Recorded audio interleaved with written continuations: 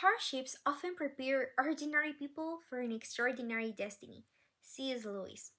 Hi teacher, my name is Angela Acosta and today I want to talk about adversity, how to overcome difficult moments, and how things are not always as bad as they seemed. First of all, what is an adversity? The Oxford English Dictionary defines adversity as a difficult or unpleasant moment or situation. But difficult doesn't mean unnecessary. What do I mean with this? Just as a seed must be buried before it can grow and bear fruit, we also need challenges to shape our character and reach our full potential. Adversity is part of growth. Before anything else, it is important to know that it is okay to feel. It is not easy when things don't go your way, but remember, everything contributes to your growth. It is okay to cry and feel frustrated, but the difference lies between those who choose to rise and look for solutions. But number one, everything is about attitude. Many times we become our own worst critics and sabotage ourselves. We give up too soon, thinking that if something didn't go as planned, it cannot be achieved. But that's not true.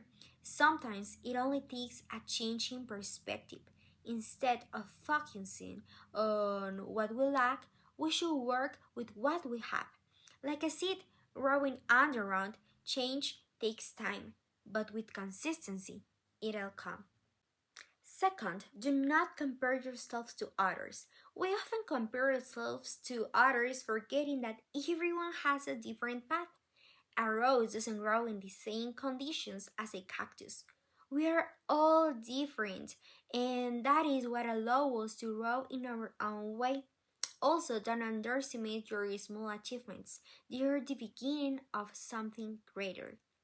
Third, your story can inspire others. With the right mindset and perseverance, things will improve. I can promise how fast, but consistency is key. Even when it feels hard, everything passes.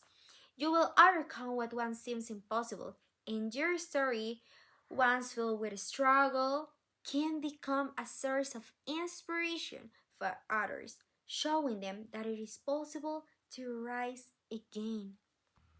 Now, I would like to share a personal testimony. You know, I went through something similar in my university career. Studying medicine was a decision that pushed me completely out of my comfort zone. During my first year, I felt lost. I feel like I didn't belong, and no matter how hard I tried, it never seemed enough. I went from being one of the top students in my school to having average grades, even to the point where I had to repeat a year. Comparisons filled my mind. I saw classmates who seemed to understand everything so easily, even with less effort. It was a difficult time.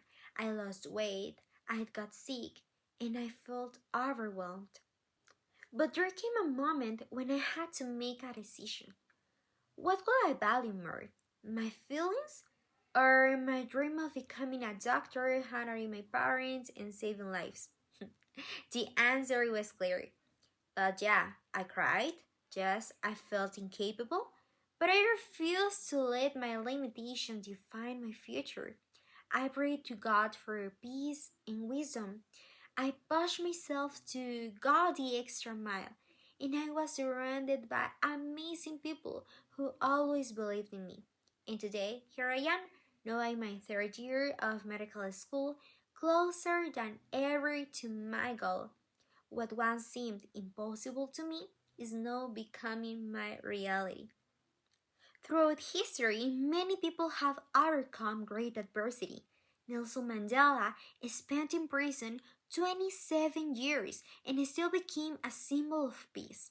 Malala survived an attack and became a global voice for education. Their lives remind us that adversity doesn't define us, our response to it does. To conclude, adversity is not the end of your story, it is a part of your growth.